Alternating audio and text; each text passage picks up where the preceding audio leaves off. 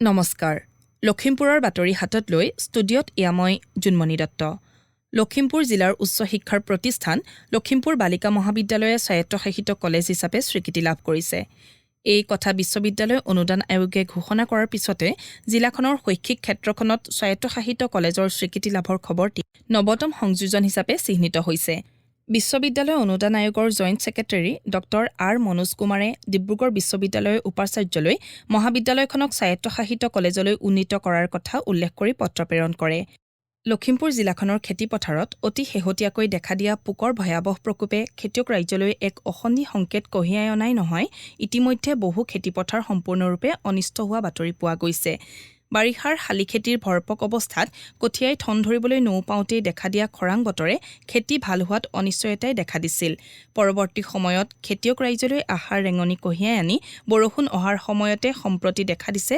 ভয়ংকৰ পোকৰ উপদ্ৰৱ খেতিত দেখা দিয়া জাকৰুৱা সুৰপোক উপদ্ৰৱ নিয়ন্ত্ৰণ আৰু ইয়াৰ পৰা পৰিত্ৰাণ পাবৰ বাবে ইতিমধ্যে জিলাখনৰ অসম কৃষি বিশ্ববিদ্যালয়ৰ মাণ্ডলিক কৃষি গৱেষণা কেন্দ্ৰৰ তৰফৰ পৰা কীটনাশক দ্ৰব্য প্ৰয়োগ আৰু বিধি সম্বলিত পোষ্টাৰ বিতৰণেৰে সজাগতাৰ সৃষ্টি কৰিছে খেতিত কীটনাশক ঔষধ আবেলি পৰত স্প্ৰে কৰাৰ কথা উল্লেখ কৰি আক্ৰান্ত পথাৰৰ উপৰি আলি চৌপাশৰ ঘাঁহ বন আৰু কঠীয়াতলিত স্প্ৰে কৰাৰ কথা উল্লেখ কৰিছে মাণ্ডলিক কৃষি গৱেষণা কেন্দ্ৰই প্ৰচাৰ কৰা এই সজাগতামূলক বাৰ্তাত এতিয়া যিটো হাৰত আমি দেখিছো তেলাহী নাওবৈচা নাৰায়ণপুৰ এই ঠাইসমূহত সাংঘাতিক ধৰণে হৈছে কিন্তু স্প্ৰে বাহিৰে ইয়াত গতি নাই ইয়াক চৰায়ে খায় সাংঘাতিক ধৰণে বগলী কাউৰী আৰু আমাৰ শালিকা জাতীয় চৰায়ে গতিকে পথাৰত আমি আগতে ৰাইজে দিয়া নিচিনাকে জেং খুঁটি এনেকুৱা ধৰণৰ অলপ দি দিবলৈ অনুৰোধ কৰিছো শ্ৰোতাসকলক জনাও আজিৰ লখিমপুৰৰ বাতৰি শেষ হোৱাৰ পিছতে লখিমপুৰৰ মাণ্ডলিক কৃষি গৱেষণা কেন্দ্ৰৰ জ্যেষ্ঠ বিজ্ঞানী ডক্টৰ প্ৰবাল শইকীয়াৰ সৈতে হোৱা এটি সাক্ষাৎকাৰ প্ৰচাৰ হ'ব খেতিয়ক ৰাইজৰ সহায় হোৱাকৈ এই সাক্ষাৎকাৰটি ৰেডিঅ' লখিমপুৰে বাণীবন্ধন কৰি প্ৰচাৰ কৰিব ফেচবুক পেজ ৰেডিঅ' লখিমপুৰ আৰু ইউটিউব চেনেলৰ যোগেদি পৰৱৰ্তী সময়তো এই বাণীবন্ধন ৰূপটি শুনিব পাৰিব আমাৰ পূৰ্বৰ বাতৰিত প্ৰকাশ যে অসমৰ মুখ্যমন্ত্ৰী ডক্টৰ হিমন্ত বিশ্ব শৰ্মাই নিযুত মইনা আঁচনিৰ দ্বিতীয় সংস্কৰণৰ প্ৰপত্ৰ বিতৰণৰ কেন্দ্ৰীয় কাৰ্যসূচী কালি গুৱাহাটী বিশ্ববিদ্যালয়ৰ বিৰিঞ্চি কুমাৰ বৰুৱা প্ৰেক্ষাগৃহত আনুষ্ঠানিকভাৱে শুভাৰম্ভ কৰে নিযুত মইনা আঁচনিৰ শুভাৰম্ভ কৰি মুখ্যমন্ত্ৰীগৰাকীয়ে কয় যে এই আঁচনিয়ে ৰাজ্যখনৰ 4 লাখৰো অধিক ছাত্ৰীক সামৰি লৈছে ভাষণ প্ৰসংগত তেখেতে আৰু কয় 2026 চনৰ ভিতৰত ৰাজ্যখনত বাল্যবিবাহ সম্পূৰ্ণৰূপে নোহোৱা হ'ব লগতে এই আঁচনিখন এখন প্ৰতিবাদৰ আঁচনি হিচাপেও চিহ্নিত হ'ব এই আঁচনিখনে জাতি ধৰ্ম বৰ্ণ নিৰ্বিশেষে সকলো শ্ৰেণীৰ ছাত্ৰীক সামৰি লৈছে বুলিও তেওঁ উল্লেখ কৰে ৰাজ্যৰ অন্যান্য প্ৰান্তৰ লগতে লখিমপুৰ জিলাখনৰো বিহপুৰীয়া নাওবৈচা ৰঙানদী লখিমপুৰ আৰু ঢকুৱাখানা সমষ্টিৰ উচ্চতৰ মাধ্যমিক স্নাতক আৰু স্নাতকোত্তৰ পাঠ্যক্ৰমত অধ্যয়নৰত ছাত্ৰীসকলক আনুষ্ঠানিকভাৱে আবেদন পত্ৰ বিতৰণ কৰা হয় উত্তৰ লখিমপুৰ বিশ্ববিদ্যালয়ত জিলা আয়ুক্ত প্ৰণৱজিৎ কাকতিৰ উপস্থিতিত বিধায়ক মানৱ ডেকা বিহপুৰীয়া মহাবিদ্যালয়ত দেৱানন্দ হাজৰিকা ৰঙানদী বিধানসভা সমষ্টিৰ লালুক মহাবিদ্যালয়ত ঋষিৰাজ হাজৰিকা মাধৱদেৱ বিশ্ববিদ্যালয়ত ডক্টৰ অমিয় কুমাৰ ভূঞা তেলাহী তুৱাৰাম নাথ মহাবিদ্যালয়ত হিতেশ বৰা লখিমপুৰ বাণিজ্য মহাবিদ্যালয়ত সমীৰণ কোঁৱৰ নাওবৈচা মহাবিদ্যালয়ত শ্যামল শৰ্মাই অংশগ্ৰহণ কৰাৰ উপৰি অন্যান্য শিক্ষানুষ্ঠানত জিলাখনৰ ভালেকেইগৰাকী বিধায়ক জিলা পৰিষদ আৰু পৌৰসভাসমূহৰ দায়িত্বত থকা বিষয়ববীয়া সমাজকৰ্মী ব্যক্তিয়ে অংশগ্ৰহণ কৰে লখিমপুৰ জিলা প্ৰশাসনৰ উদ্যোগত জিলাখনত যোৱা 5 আগষ্টত লোক কল্যাণ দিৱস আয়োজন কৰা হয় উত্তৰ লখিমপুৰৰ ভূপেন হাজৰিকা আৰু ঢকুৱাখনাৰ ৰমেশ গগৈলৈ লোককল্যাণ বঁটা আগবঢ়োৱা হয় অনুষ্ঠানত জিলা আয়ুক্ত প্ৰণৱজিৎ কাকতি বিধায়ক মানৱ ডেকা আৰক্ষী অধীক্ষক গুণেন্দ্ৰ ডেকা আৰু উত্তৰ লখিমপুৰ বিশ্ববিদ্যালয়ৰ উপাচাৰ্য মুকুল চন্দ্ৰ বৰাকে প্ৰমুখ্য কৰি জিলাখনৰ ভালেসংখ্যক গণ্যমান্য ব্যক্তি উপস্থিত থাকে জিলাখনৰ লালুক দৈনিক বজাৰত প্ৰায়ে চোৰে উপদ্ৰৱ চলাই অহাৰ বাতৰি পোৱা গৈছে লখিমপুৰৰ বাতৰিলৈ অহা খবৰ অনুসৰি লালুক আৰক্ষী চকীৰ অন্তৰ্গত দৈনিক বজাৰখনত সঘনাই চোৰে লুটপাট কৰা ঘটনা সংঘটিত হৈছে ব্যৱসায়িক প্ৰতিষ্ঠানসমূহৰ গৰাকী আৰু স্থানীয় ৰাইজে এই চোৰৰ দলটোক কৰায়ত্ব কৰি দৃষ্টান্তমূলক শাস্তি বিহিবলৈ লালুক আৰক্ষীক দাবী জনাইছে যোৱা 5 আগষ্টত ঘিলামৰা জিলা পৰিষদ সমষ্টিৰ অন্তৰ্গত 2 পঞ্চায়ত ক্ৰমে ঘিলামৰা আৰু বৰদৈবাম গাঁও পঞ্চায়তত দুখনকৈ ৰাজহুৱা সভা অনুষ্ঠিত হয় ৰাজহুৱা সভাখনিত 2খন পঞ্চায়তত নৱনিৰ্বাচিত সভাপতি আৰু ৱাৰ্ড সদস্যসকলক আদৰণি আৰু প্ৰাক্তন সভাপতি আৰু ৱাৰ্ড সদস্যসকলক বিদায় জনোৱা হয় ঢকুৱাখনা বিধানসভা সমষ্টিৰ বিধায়ক নৱকুমাৰ দলে সভাখনিত মুখ্য অতিথি হিচাপে অংশগ্ৰহণ কৰে। লখিমপুৰ জিলাৰ নাৰায়ণপুৰৰ শিমলুগুৰি আৰক্ষী চকীৰ অন্তৰ্গত চেঁচা ৰাজগড়ত সংঘটিত হোৱা এক শোকাবহ পথ দুৰ্ঘটনাত কালি ৬০ৰ ঊৰ্ধৰ এগৰাকী মহিলা মৃত্যুমুখত পৰে। স্থানীয় এখন ট্ৰেক্টৰে সংঘটিত কৰা ঘটনাত আঘাতপ্ৰাপ্ত ভনী শইকীয়া নামৰ মহিলাগৰাকীক সংকটজনক অৱস্থাত ততাতৈয়াকৈ লখিমপুৰ চিকিৎসা মহাবিদ্যালয়লৈ নিয়া হয় যদিও পথতে মৃত্যু হয়। বাতৰিৰ শেষ অংশলৈ যোৱাৰ আগতে এতিয়া আগবঢ়াইছোঁ এটি নিয়োগ বাতৰি। লখিমপুৰ জিলা মহিলা আৰু শিশু উন্নয়ন বিভাগত একাউণ্ট এছিষ্টেণ্ট আৰু ডাটা এণ্ট্ৰি অপাৰেটৰৰ দুটি পদ খালী হৈছে। জিলাখনৰ মহিলা আৰু শিশু উন্নয়ন বিভাগত খালী হোৱা পদ দুটি পূৰণৰ বাবে অৰ্হতাসম্পন্ন প্ৰাৰ্থীৰ পৰা আবেদন পত্ৰ বিচৰা হৈছে। একাউণ্ট এছিষ্টেণ্ট আৰু পদৰ প্ৰাৰ্থী স্নাতক আৰু একাউণ্টছ ডিপ্ল'মাধাৰী হ'ব লাগিব। ইপিনে ডাটা এণ্ট্ৰি অপাৰেটৰৰ প্ৰাৰ্থীৰ অৰ্হতা স্নাতক উত্তীৰ্ণ হোৱাৰ লগতে কম্পিউটাৰৰ জ্ঞান থাকিব লাগিব। আবেদনৰ অন্তিম তাৰিখ 11 আগষ্ট ধাৰ্য কৰা হৈছে। শ্ৰোতাসকলক জনাওঁ যে আমাৰ লখিমপুৰৰ বাতৰি একে নামেৰে থকা ইউটিউব চেনেল আৰু ফেচবুক পেজ ৰেডিঅ' লখিমপুৰৰ জৰিয়তে শুনিব পাৰিব। নিয়মীয়াকৈ বাতৰিসমূহ শুনি থাকিবলৈ ফেচবুক পেজটি ফ'ল' আৰু ইউটিউব চেনেলটি ছাবস্ক্ৰাইব কৰিব। আমাৰ আজিৰ নিশাৰ লখিমপুৰৰ বাতৰি ইমানতে অন্ত পৰিল। পৰৱৰ্তী বাতৰি প্ৰচাৰ হ'ব কাইলৈ নিশা 8 বজাত। শ্ৰোতাসকলে ইমান পৰে লখিমপুৰৰ বাতৰি শুনিলে। এয়া ৰেডিঅ' লখিমপুৰ। এতিয়া আগবঢ়োৱা হৈছে এটি সাক্ষাৎকাৰ। খেতিপথাৰসমূহত অতি শেহতীয়াকৈ দেখা দিয়া পোকৰ ভয়াৱহ উপদ্ৰৱ নিয়ন্ত্ৰণ আৰু ইয়াৰ পৰা পৰিত্ৰাণ বিষয়ক এটি সাক্ষাৎকাৰ। লখিমপুৰৰ মাণ্ডলিক কৃষি গৱেষণা কেন্দ্ৰৰ জ্যেষ্ঠ বিজ্ঞানী ডক্টৰ প্ৰবাল শইকীয়াৰ সৈতে হোৱা সাক্ষাৎকাৰটি গ্ৰহণ কৰিছে মিণ্টু শইকীয়াই। শুনোচোন আহক। ছাৰ নমস্কাৰ। হয়, নমস্কাৰ। ছাৰ, মই আপোনাৰ কাষলৈ আহিছোঁ। বৰ্তমান লখিমপুৰ জিলাখনৰ খেতি পথাৰত দেখা দিয়া যিটো গুৰ পোক বুলি কয়, এই হয়, পোকটোৱে যথেষ্ট খেতি পথাৰ অনিষ্ট কৰা দেখা গৈছে। ইপিনে হয়, আজি কেইটামান দিনলৈকে খৰাং বতৰে যথেষ্ট অনিষ্ট কৰাৰ এক উপশম হৈছিল। তাৰ হয়, পিছত যদিও এতিয়া বৰষুণ আহিছে, সজাল ধৰাত সহায় হৈছে, এনে সময়তে এই গুৰ পোকটোৱে যথেষ্ট ক্ষতি কৰাৰ আশংকাত ভুগিছে খেতিয়ক ৰাইজ। ছাৰ, এই হয়। গুৰ পোকটো আচলতে কি? এইটো সময়ত এটা সাংঘাতিক ধৰণে আমাৰ খেতিয়কসকল সমস্যাৰ সন্মুখীন হৈছে। সেইটো হ'ল, আমি অসমীয়াত ইয়াকে শুৰ পোক বুলি কওঁ আৰু ইংৰাজীত ইয়াক কোৱা হয় স্বাৰ্মিং কেটাৰপিলাৰ, কাৰণ ই জাক পাতি আহে আৰু সেইটো কাৰণে ইয়াক ইংৰাজীত আৰ্মি ৱৰ্ম বুলিও জনা যায়। এই পলু যিটো আছে, ই এবিধ পখিলাৰ পৰা হয় আৰু এই পলুটো সাধাৰণতে সন্ধিয়াৰ সময়ত, মানে সূৰ্য যেতিয়া অস্ত যায় তাৰ পিছত ইহঁতি খেতি পথাৰত আহে, ধাননি পথাৰত আহে আৰু দিনৰ ভাগত ইহঁতি কাষতে থকা যিবোৰ বন থাকে, বননি থাকে, আলিবোৰ থাকে, তাৰ বনৰ তলত লুকাই থাকে। কাৰণ এই সূৰ্যৰ তাপ সহ্য কৰিব নোৱাৰে ইহঁত নিশাচৰ, মানে ৰাতি ওলায়। সেইটো কাৰণে আৰু যিহেতু সিহঁতি জাক পাতি ওলায়, জাকৰুৱা পলু, হয়। গতিকে ইহঁতি এটা জাকত আহি গৰুৱে খোৱাৰ নিচিনাকে গোটেই ধাননিবোৰ একে নিশাৰ ভিতৰতে শেষ কৰি দিব পাৰে, কাৰণ হাজাৰ হাজাৰ পলু একেলগে ওলাই আহে। হয়। কিন্তু মূল কথাটো হ'ল যে ইয়াৰ কেনেকে হয়, তাৰমানে ই সাধাৰণতে থাকে আমাৰ বননিবোৰত, আমাৰ পথাৰৰ মাজত, আলিবোৰত, ওখ ঠাইবোৰত থাকে। পানী বৰ সহ্য কৰিব নোৱাৰে। হয়।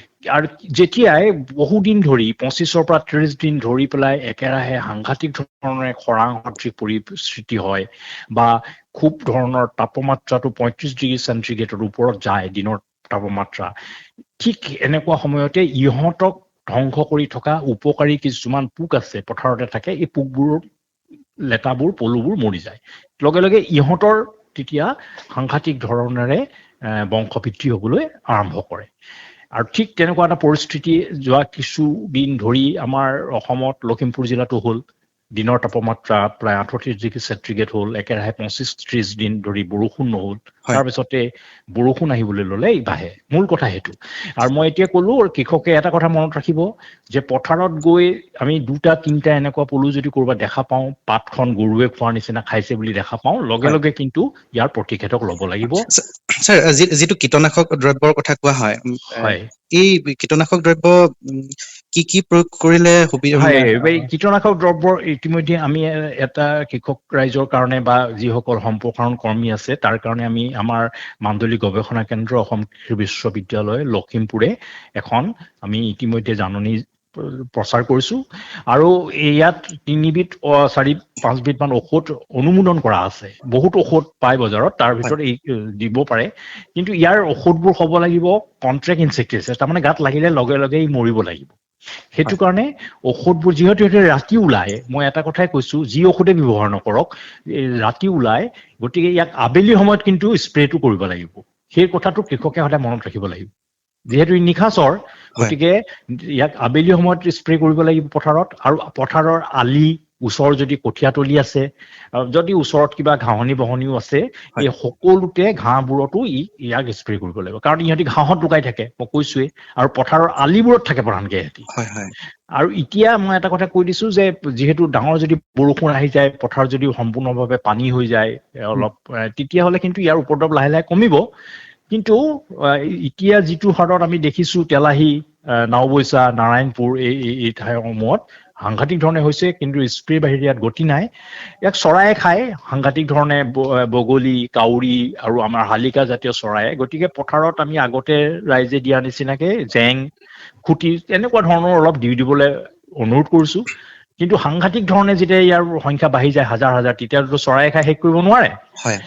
সেইটো কাৰণে কিন্তু জেং টেং এইবোৰ জেঙৰ নিচিনা বা আমাৰ টি আখৰটোৰ নিচিনা খুটি পথাৰত কিন্তু আমাৰ পুতি দিব লাগে আগতেই।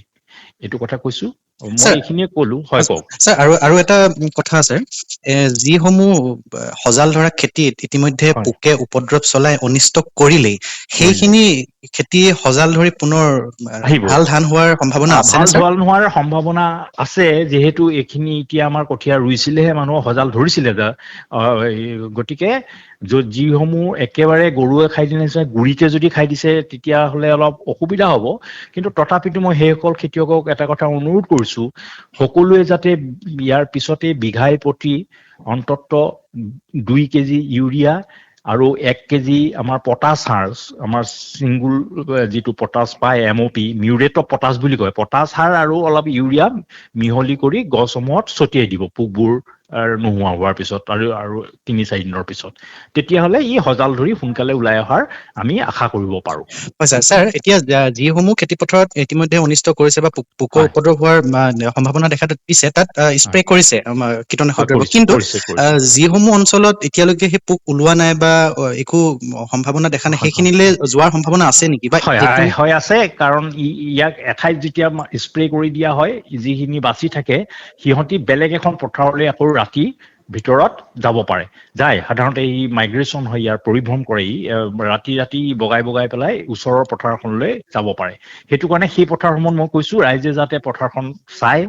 আমাৰ বহু ৰাইজে কি কৰে, পথাৰত ৰুই আহিলে তাৰ পৰা চাব নাযায় সাধাৰণতে। গতিকে মই ভাবিছো এইকেইদিন অন্তত যাতে নিজৰ পথাৰখনত চাই, আৰু এনেকুৱা যদি 3-4টা পোকো ক'ৰবাত দেখা পায়, বা আলিখিনি চাব লাগে, দিনত গ'লে আলিত চাব লাগে, যাৰ পথাৰৰ আলিবোৰত য'ত বন আছে, অকমান ভৰিটো এনেকে মাৰি পেলাই চালে দেখা পাব। আৰু এটা মই কথা আপোনালোকক কৈ দিলো, য'তেই বেছি শালিকা, য'তেই বেছি বগলী আৰু য'তেই বেছি কাউৰী নিচিনা জাতীয় এনেকুৱা চৰাইবোৰ দেখা পায়, আপোনালোকে গম পাব যে তাত সেই পোকৰ আৰম্ভণি হৈছে। তাৰমানে এই পোকটো মানে আপোনাৰ যেতিয়া ইয়াৰ 4-5টামান পৰ্যায় থাকে, আমাৰ যেনেকে এৰী, লেটাৰ, পলু এনেকুৱা হয়, এই প্ৰথম 2টা পৰ্যায়ত ইয়াক মাৰিবলৈ ভাল, কিন্তু সেইটো পৰ্যায় আমি দেখা নাপাওঁ চকুৰে, ইহঁতি লুকাই থাকে, ৰাতি খাবলৈ আহে, গতিকে মানুহে আমি দেখা নাপাওঁ। সেইটো কাৰণে আবেলিৰ সময়ত পথাৰত গৈ পেলাই অকণমান চাব লাগে। আৰু মই কৈছো যিবোৰ জেগাত হোৱা নাই, তাত অন্তত 4-5ডালকে জেং যদি বিঘাই প্ৰতি পুতি থৈ দিয়ে, চৰাই পৰিলে গম পাব বেছিকে যে তাতে ইয়াৰ উপদ্ৰৱ আৰম্ভ হবলৈ কৈছে। এইটো এটা আমাৰ ইণ্ডিকেটৰ। হয় স্যাৰ, ধন্যবাদ জনাইছো, যিহেতু আপুনি সাৱধানতা কেনেদৰে অৱলম্বন কৰিব লাগে সেই কথাখিনিও ক'লে।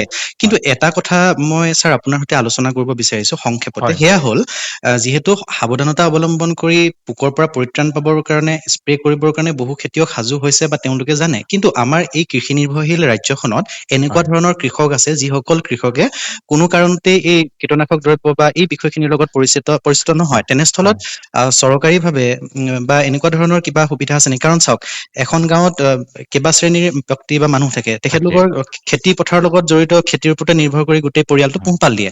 তেনেস্থলত চৰকাৰীভাৱে কিবা ব্যৱস্থা লোৱাৰ খবৰ স্যাৰ আহিছে নেকি? হয়, এইটো যিহেতু মই এটা গৱেষণা কেন্দ্ৰৰ বিজ্ঞানী, মই ইয়াৰ কাৰিকৰী কথাখিনি ক'ব পাৰিম, কিন্তু এইটোক মই কথা কৃষক ৰাইজক অনুৰোধ কৰিছো, যি অঞ্চলত হৈছে, ধৰক আজি তেলাহীত হৈছে, সেই অঞ্চলৰ যিসকল কৃষক বা যিসকল নাগৰিক আছে বা কোনোবা সংগঠনৰ মানুহ আছে, যিসকলে আছে, সেইসকলে যাতে লগে লগে কৃষি বিভাগৰ যিজন উন্নয়ন বিষয়া আছে, ADO বুলি কয়, তেওঁক যাতে তেওঁৰ নম্বৰটো লৈ হ'লেও ফোনতো হ'লেও কথাটো কয়।